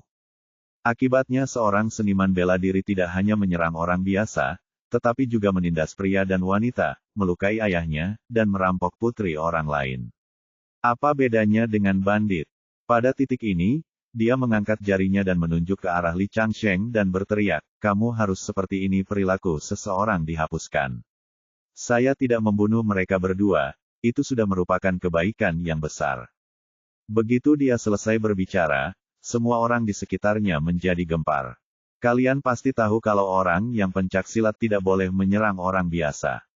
Ini sudah menjadi aturan yang ditetapkan dalam dunia pencaksilat, apalagi menindas laki-laki dan mendominasi perempuan. Sekte Diancang adalah sekte yang terkenal, bagaimana mereka bisa melakukan hal seperti itu? Saya sudah lama mendengar bahwa cucu Li Changsheng memiliki karakter yang buruk dan penuh nafsu seperti kehidupan, tahu bagaimana menahan diri ketika dia tiba di ibu kota kekaisaran. Dia pantas mendapat pelajaran. Tidak ada yang salah dengan pemuda ini, jadi mengapa sekte Diancang punya wajah untuk menjelaskan? Setelah mencari tahu kebenarannya, semua orang yang hadir sekali lagi memihak Ye Bufan. Ekspresi Li Changsheng membeku, dan wajah lamanya berubah warna menjadi hati babi. Ketika mendengar kabar bahwa anak dan cucunya telah digulingkan, ia bergegas menghampiri dengan marah untuk meminta hukuman yang tidak jelas alasan spesifiknya. Bab 1678 Jadi bagaimana jika aku membunuhnya? Li Changsheng kembali menatap Li Minghai dan Li Ying, dan mereka berdua menundukkan kepala, mengetahui bahwa apa yang dikatakan pihak lain adalah benar. Namun meski begitu, ia tidak ada niat untuk menyerah, dan berkata lagi, jadi bagaimana jika apa yang kamu katakan itu benar, lalu bagaimana jika murid-muridku dari sekte Diancang salah? Kamu tidak dapat menghancurkan budidaya mereka. Jangan lupa saya kali ini, Diancang mengirim gunung untuk membantu Istana Surgawi dan berperang melawan negeri ajaib Kunlun. Kami adalah menteri yang berjasa. Anda memiliki menteri yang berjasa, apakah Anda masih bisa menunjuk saya? Ye Bufan berkata dengan dingin, saya belum melihatnya, seorang prajurit dari negeri ajaib Kunlun. Segera setelah saya mati, kalian dari sekte Diancang akan mulai memangsa orang-orang Tiongkok kami, menindas pria dan wanita, dan melakukan segala macam kejahatan. Tanda seru, perbedaan antara kamu dan orang-orang di negeri ajaib Kunlun. Apa gunanya kamu? Aku, Li Changsheng menatapku. Ada jeda, tapi aku tidak menyangka kata-kata pihak lain begitu tajam. Dia menoleh untuk melihat ke arah Lin Zentian lagi, Tuan Istana Lin, jangan lupa bahwa kali ini Tiangong akan mengandalkan saya, sekte Diancang, untuk melawan negeri ajaib Kunlun. Anda harus memberi saya penjelasan hari ini. Sedang bertarung melawan negeri ajaib Kunlun. Kamu benar-benar membual. Ye Bufan mengambil satu langkah ke depan, dengan momentum seekor naga dan matanya seperti obor, menunjuk langsung ke Li Changsheng di depannya. 2 hari yang lalu, negeri ajaib Kunlun mulai merugikan Tiongkok. Di mana sekte Diancang? Selama 2 hari ini aku dan saudara-saudaraku berjuang mati-matian. Di mana Li Changsheng? Aku, Ye Bufan, membunuh 36 orang yang menyerbu Tiongkok. Mengusir 98 orang-orang yang melindungi perdamaian Tiongkok. Bagaimana sekte Diancang Anda dibandingkan dengan saya? Sekarang sekte Diancang Anda baru saja keluar, Anda memangsa orang-orang Tiongkok saya tanpa membunuh musuh. Bagaimana Anda bisa berdiri di sini dan meminta hukuman? Bertanya kepadamu, Sekte Diancang, apakah kamu masih tidak tahu malu? Kata-kata ini nyaring dan kuat, dan momentumnya yang kuat membuat semua orang yang hadir berubah pikiran. Memang benar, negeri ajaib Kunlun telah keluar dari pengasingan selama 2 hari, dan sekte-sekte terkenal ini tidak menggunakan satu pun prajurit, jadi mereka benar-benar tidak memiliki kualifikasi untuk dibandingkan dengan yang lain. Li Changsheng semakin tidak bisa berkata-kata karena teguran itu. Faktanya ada di hadapannya. Bahkan jika dia ingin membantah, dia tidak bisa berkata apa-apa. Akhirnya, dia berteriak dengan marah, bagaimanapun, mereka hanyalah beberapa semut di dunia sekuler. Bahkan jika mereka dibunuh oleh orang-orang dari sekte Diancang saya, lalu kenapa? Mengapa Anda menyia-nyiakan budidaya anak saya? Bagaimana jika kamu membunuhnya? Siapa yang memberimu hak untuk membunuh seseorang? Hanya karena kamu seorang pejuang. Petik 2. Li Changsheng menjadi semakin kuat. Dia terpaksa tidak punya pilihan selain dengan tegas mengatakan, ya, kekuatan selalu ada dihormati di dunia ini. Jika mereka lemah, mereka hanyalah semut. Kalau begitu, semua orang di sekte Diancang hanyalah semut di mata saya. Jadi bagaimana jika Anda membunuhnya? Ye Bufan mengatakan ini, semua orang di ruangan itu menjadi gempar. Meski semua orang setuju dengan apa yang baru saja dia katakan, mereka juga melihat dengan jelas bahwa kesalahannya terletak pada sekte Diancang. Tapi bagaimanapun juga, Li Changsheng adalah ahli setingkat kaisar sejati. Melihat seluruh Tiongkok, satu-satunya yang berani memanggilnya semut adalah pemuda di depannya ini. Sekte Diancang salah dalam segala hal, namun ada satu hal yang benar, yaitu kekuatan adalah hal terpenting dalam dunia seni bela diri, dan kekuatan harus selalu berbicara sendiri. Sangat tidak bijaksana menghadapi orang Kaisar Realem yang kuat seperti ini. Benar saja, Li Changsheng sangat marah, anak Huangko, aku ingin melihat bagaimana kamu membunuhku. Ye Bufan berteriak dengan dingin, dalam hal ini, aku akan melawan faksi Diancangmu hari ini. Kamu menang, balas dendam, aku menang, dan tidak akan ada lagi sekte Diancang di Tiongkok. Dia benar-benar terangsang sekarang. Orang-orang di negeri ajaib Kunlun menganggap dunia sekuler sebagai semut, lagi pula, mereka tergabung dalam 2 antarmuka. Namun sekte Chang ini aslinya berasal dari dunia sekuler, namun mereka tetap ingin menyendiri dan memperlakukan orang biasa sebagai manusia. Kecenderungan seperti ini cukup lumrah di kalangan pendekar, sehingga ia ingin membunuhnya sebagai peringatan kepada orang lain, tidak hanya untuk menghukum sekte Diancang, tetapi juga untuk menunjukkan kepada sekte-sekte yang mempunyai pemikiran yang sama. Setelah mengatakan ini, orang-orang di sekitarnya kembali gempar. Tidak ada yang menyangka pemuda di depan mereka begitu keras kepala sehingga dia ingin melawan sekte sendirian. Apa kepercayaan dirinya? Mungkinkah itu Lin Zentian?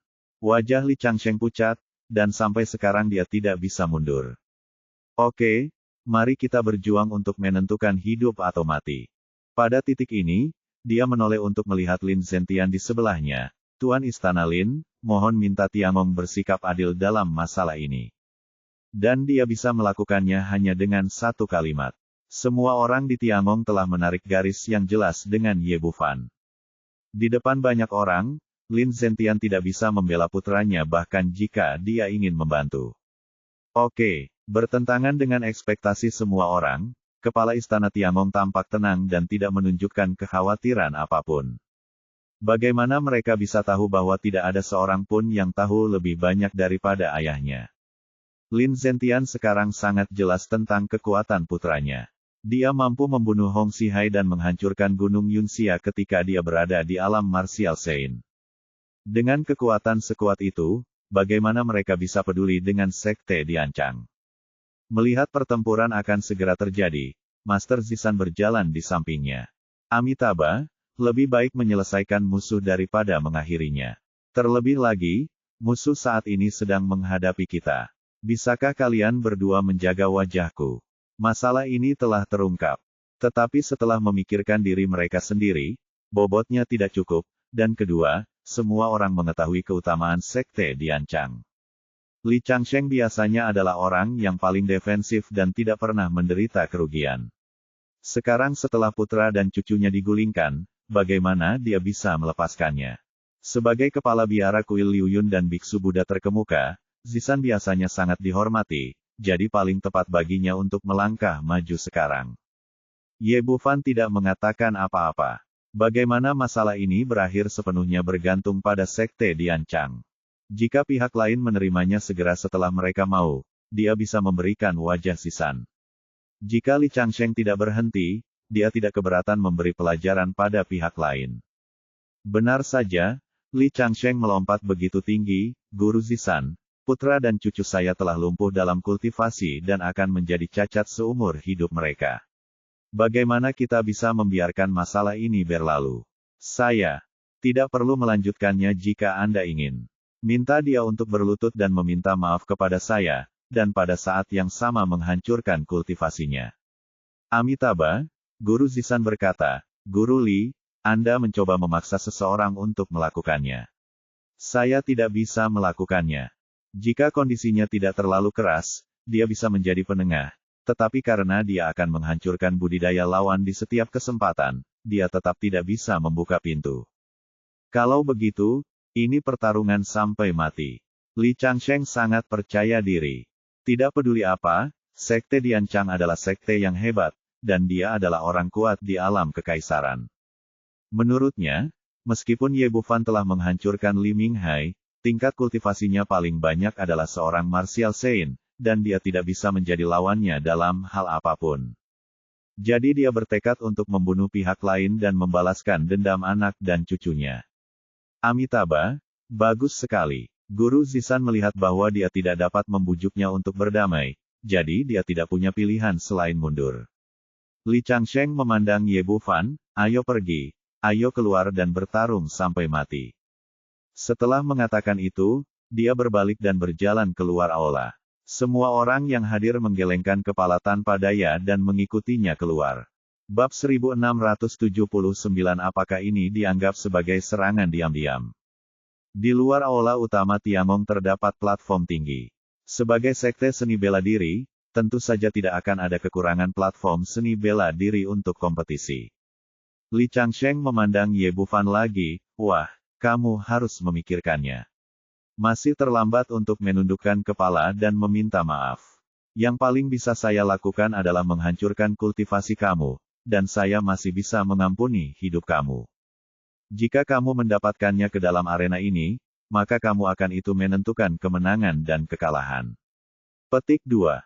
Jangan bicara omong kosong. Aku sudah bilang kalau kamu menang, kamu akan membalas dendam. Jika aku menang, aku tidak akan pernah memilikimu lagi. Telah melihat bahwa Sekte Chang tidak memiliki reputasi. Reputasi sekte besar tidak berbeda dengan sekte yang bengkok. Nak, ini pilihanmu. Setelah berbicara, Li Changsheng berbalik dan melihat ke arah Sekte Diancang di belakangnya. Semuanya, siapa yang akan memberi pelajaran pada anak bodoh ini? Peduli apa yang dia katakan, dia juga pemimpin sebuah faksi, dan mengambil tindakan terhadap seorang junior bukanlah hal yang mulia. Master Sekte, saya datang. Pembicaranya adalah seorang pria parubaya berusia 40-an atau 50-an, Mao Wenlong, tetua ketiga dari Sekte Diancang. Setelah mengatakan itu, dia melangkah ke dalam kehampaan dan datang langsung ke platform tinggi. Dia adalah orang kuat di tingkat tengah dari Martial Saint. Orang-orang di sebelah mereka semua mengangguk secara diam-diam. Meskipun kebajikan Sekte Chang tidak terlalu baik, kekuatan mereka masih ada. Mao Wenlong berdiri di platform tinggi dan memandang Ye Bufan dengan ekspresi arogan. Nak, maju dan mati. Kamu sendiri tidak memenuhi syarat untuk mengambil tindakan oleh saudaraku. Platform tinggi. Mao Wenlong melirik pemuda di seberangnya. Dia sama sekali tidak memiliki aura pria kuat, yang membuatnya semakin menghina. Karena kamu sedang mencari kematian, aku akan mengirimmu pergi dulu. Setelah berbicara, dia mengibaskan jubahnya, satu tangan di depan dan tangan lainnya di belakang, dan membuat gerakan yang sangat megah. Ayo, aku akan membiarkanmu mengambil langkah pertama. Ye Tian selalu mengucapkan beberapa kata kejam dan tidak berbicara omong kosong sama sekali. Dia melangkah ke depan lawan dengan kilatan kakinya, lalu meninju tiba-tiba. Ekspresi Mao Wenlong tiba-tiba berubah. Kecepatan lawannya terlalu cepat. Sebelum dia bisa bereaksi, tinju yang kuat dan berat telah tiba di depannya. Dalam kepanikan, Mao Wenlong buru-buru meninju dan dengan enggan melangkah maju, berharap bisa memblokir serangan lawan. Faktanya, jelas dia terlalu memikirkannya. Bahkan jika dia berada di puncaknya, dia tidak bisa menahan serangan Ye Tian, terutama dalam situasi ini. Kedua tinju itu bertabrakan, dan dengan satu klik, tinju Ye Tian langsung mematahkan lengannya, dan kemudian mengenai dadanya dengan kuat. Dengan suara keras yang teredam, Mao Wenlong terbang tinggi seperti lalat yang ditampar dan jatuh tepat di bawah platform tinggi. Ketika semua orang menoleh, tulang dadanya roboh dan mulutnya berdarah, dan dia mati total. Boom! Terjadi keributan. Tidak ada yang menyangka pemuda ini akan membunuh sesepuh sekte Diancang dengan satu pukulan. Itu adalah Martial Saint yang agung, bagaimana dia bisa begitu rentan? Kekuatan apa yang dimiliki pemuda ini? Li Changsheng awalnya terlihat bangga, namun kini ekspresinya berubah drastis, yang jelas di luar dugaannya. Mengkonfirmasi bahwa Mao Wenlong tidak memiliki harapan untuk berobat, dia memandang Ye Tian di atas panggung dengan ekspresi marah. Brengsek, beraninya kamu melakukan serangan diam-diam. Serangan diam-diam. Ye Bufan memandang Li Changsheng dan tidak bisa menahan tawa. Kepala sekolah Li, saya tidak tahu apakah kamu buta atau tuli. Baru saja, milikmu tetua menyiapkan dia kehilangan postur tubuhnya dan meminta saudaraku untuk mengambil tindakan terlebih dahulu. Apakah ini dianggap sebagai serangan diam-diam? Kalau begitu katakan padaku, apa yang harus aku lakukan untuk menghindarinya menjadi serangan diam-diam? Li Changsheng berkata dengan putus asa tadi, tapi sekarang dia tidak bisa berkata-kata. Orang-orang di sekitarnya pun ikut tertawa. Jika Anda tidak sehebat orang lain, Anda tidak sehebat orang lain. Semua orang dapat melihat bahwa kejujuran Ye Tian tidak ada hubungannya dengan serangan diam-diam. Pada saat ini, seorang lelaki tua di sebelahnya datang dan berkata, "Guru, saya datang." Orang yang berbicara adalah sesepuh sekte Diancang, Zuda Shou, yang melangkah maju tepat waktu untuk membantu pemimpinnya meringankan beban rasa malunya. Baiklah, beri pelajaran pada anak ini, jangan menahan diri. Setelah membunuh tetua ketiga dan kehilangan muka, Li Changsheng mengertakkan gigi karena kebencian.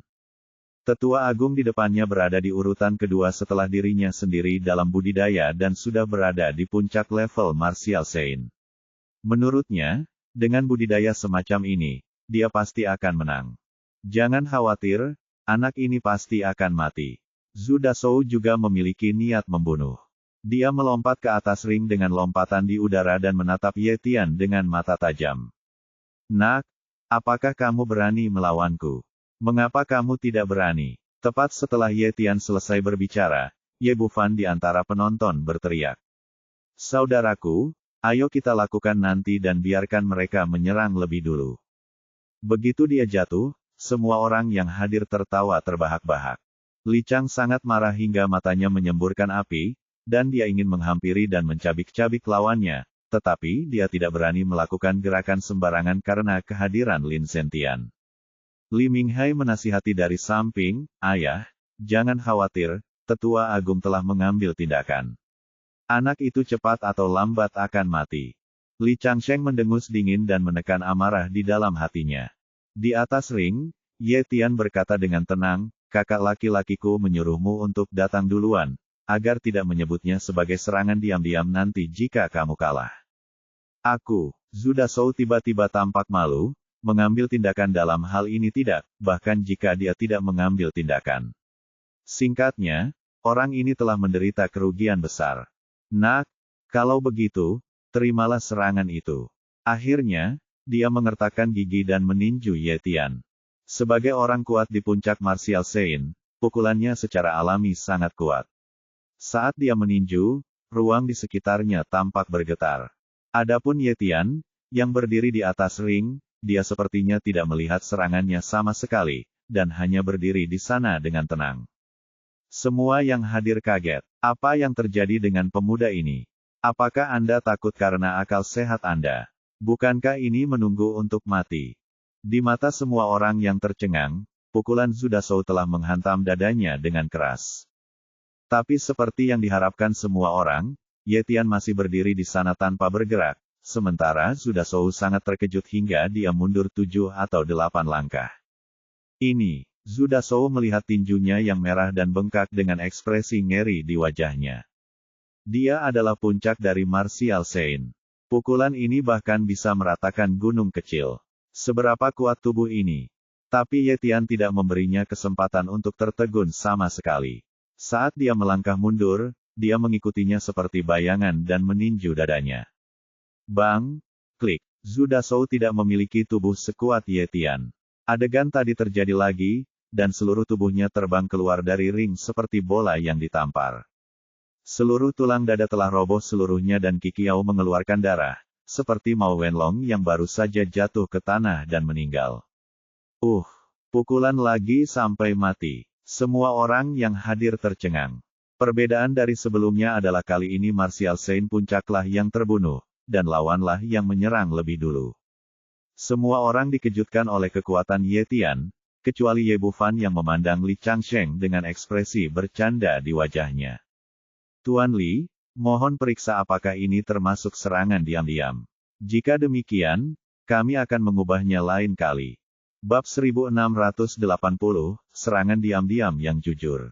Kamu, wajah Li Changsheng begitu muram hingga seperti meneteskan air. Ini bukanlah tamparan di wajahnya, melainkan sebuah tendangan. Yang paling membuatnya risih bukanlah masalah wajahnya, melainkan hilangnya kekuatan sekte diancang. Li Minghai dan Li Ying telah dihapuskan sebelumnya, dan sekarang dua orang suci bela diri yang hebat, tetua ketiga dan tetua pertama, keduanya terbunuh. Ini jelas merupakan kerugian besar bagi sekte diancang itu peristiwa traumatis. Li Changsheng memandang Ye Tian di atas panggung dengan mata menyala-nyala, wah, ini awalnya adalah kompetisi seni bela diri, tapi kamu membunuh orang di setiap kesempatan. Apakah kamu terlalu kejam? Ye Bufan berkata, Tuan Li, apa yang kamu katakan tapi itu tidak benar. Kamu tadi membicarakan tentang keputusan hidup dan mati. Jika saudaraku yang baru saja kalah, apakah kalian dari sekte diancang akan menunjukkan belas kasihan? Petik 2. Orang-orang di sekitar sering menggelengkan kepala. Fraksi Chang ingin bertarung sampai mati dengan yang lain sebelumnya, dan jelas sekali bahwa mereka ingin membunuh mereka. Sekarang dua orang di pihakku telah mati satu demi satu, mereka berbalik berkeliling dan berkata bahwa pihak lain kejam. Sikap ini benar-benar membuat orang tidak bisa berkata-kata. Li Changsheng mendengus, wah, aku tidak akan bicara omong kosong padamu, jadi ayo bertarung sampai mati. Setelah mengatakan itu, dia melangkah maju dan datang langsung ke ring. Dia juga melihat bahwa pemuda di depannya bahkan bisa membunuh Martial Saint puncak dalam sekejap. Yang lain akan mati jika mereka datang, jadi dia hanya bisa bertarung di orang. Ye Tian, biarkan aku yang melakukannya. Ye Bufan menggantikan Ye Tian, lalu berdiri di hadapan Li Changsheng. Nak, jika kamu berani menjadi musuh sekte diancangku, aku akan lihat berapa beratmu hari ini.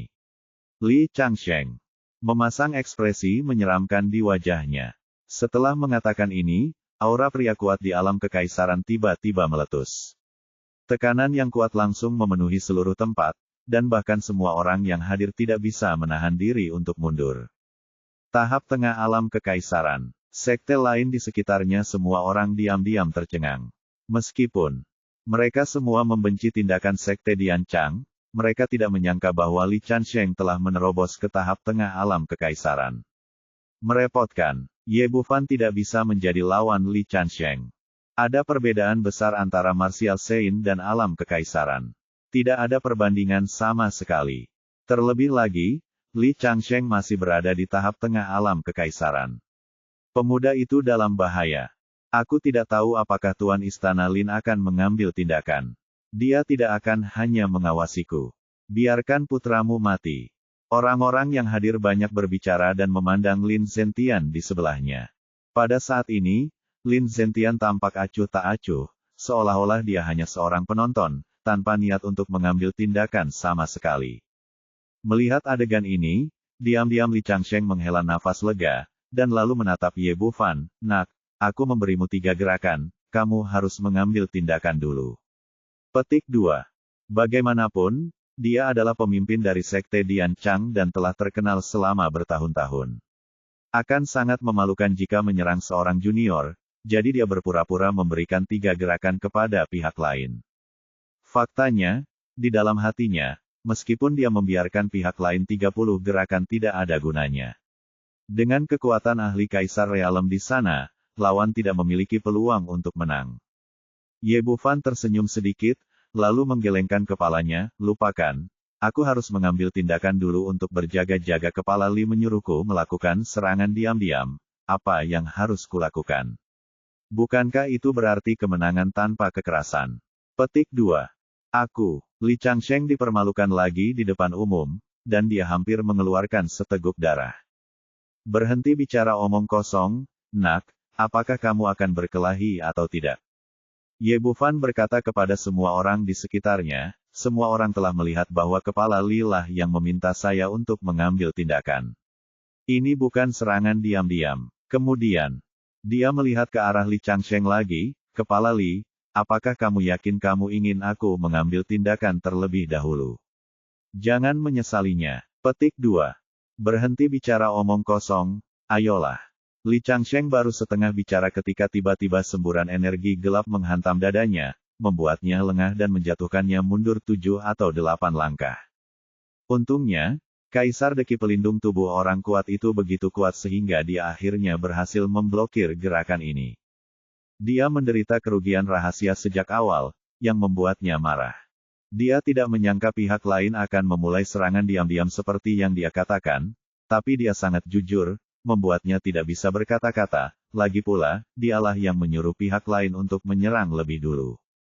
Ye Bufan mula-mula diam-diam melancarkan pukulan tanpa bayangan, lalu dia datang ke belakang Li Changsheng dalam sekejap dan meninju punggung lawannya lagi. Kecepatannya sangat cepat sehingga bahkan penonton tidak dapat melihat dengan jelas bagaimana dia bergerak. Itu di luar jangkauan kemampuan tubuhnya. Ini adalah aksi keduanya, teleportasi. Tentu saja, Li Changsheng tidak menyangka lawannya akan secepat itu, dia baru saja menderita kerugian rahasia, dan sebelum dia bisa pulih, sudah terlambat untuk menghindar saat ini tubuh untuk menangkap serangan ini. Cahaya guntur melintas di telapak tangan Ye Bufan, dan ternyata itu adalah telapak guntur, yang menghantam punggungnya dengan kuat. Hanya ada ledakan yang teredam, dan energi pelindung tubuh Li Changsheng mengambil alih telapak tangan, tetapi arus listrik yang kuat masih melumpuhkan tubuhnya. Sialan, dia sangat tertekan karena dipukul satu demi satu, dan dia siap untuk mengambil tindakan terlepas dari janji lawan untuk melakukan 3 gerakan. Awalnya, dia berusaha mati-matian untuk mengedarkan energinya, bersiap melawan gelombang serangan petir baru. Namun, dia tidak menyangka tidak ada aliran listrik yang keluar dari telapak tangan ini. Sebaliknya, udara dingin yang luar biasa akan langsung membekukan tubuhnya. Ice Palm, Ye Bufan langsung mengubah langkahnya. Li Changsheng salah perhitungan lagi, dan udara dingin memasuki tubuhnya, membuat aliran energi aslinya jauh lebih lambat. Pada saat ini, dia sedikit panik. Begitu dia bertarung, metode lawan tidak ada habisnya, membuatnya benar-benar tidak mampu bertahan melawannya. Yang paling penting adalah lawannya juga merupakan orang kuat di alam kekaisaran, meskipun dia tidak sedalam dia, beberapa serangan akan menyebabkan kerugian besar baginya. Dia menyesalinya. Jika dia tahu lawannya begitu kuat, dia seharusnya tidak mengatakan apapun untuk membiarkan lawan melakukan 3 gerakan. Saat ini, Li Changsheng hanya ingin melarikan diri dengan cepat, lalu menyesuaikan kembali kondisinya untuk menyerang. Jelas dia terlalu banyak berpikir, bagaimana Ye Bufan bisa memberinya kesempatan ini, dan telapak tangan ketiga menamparkan punggungnya. Kali ini berat dan kejam, dan menggunakan Fury Palm. Ki yang berapi-api seperti magma menembus ke dalam tubuh Li Changsheng, bercampur dengan ki dingin dari sebelumnya.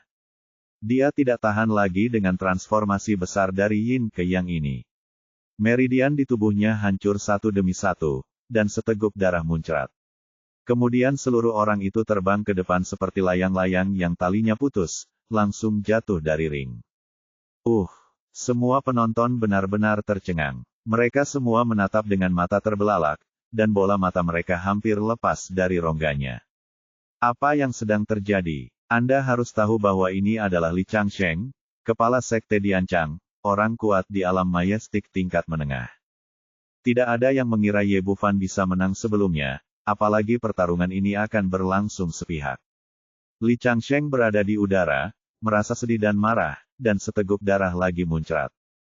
Dia sangat menyadari situasinya. 3 telapak tangan Ye Bufan digantikan oleh 3 teknik, yang menyebabkan kerusakan besar pada organ dalam dan meridiannya. Kalaupun nyawa lama ini bisa diselamatkan, saya khawatir vitalitas saya akan rusak parah dan tidak bisa pulih dalam waktu singkat.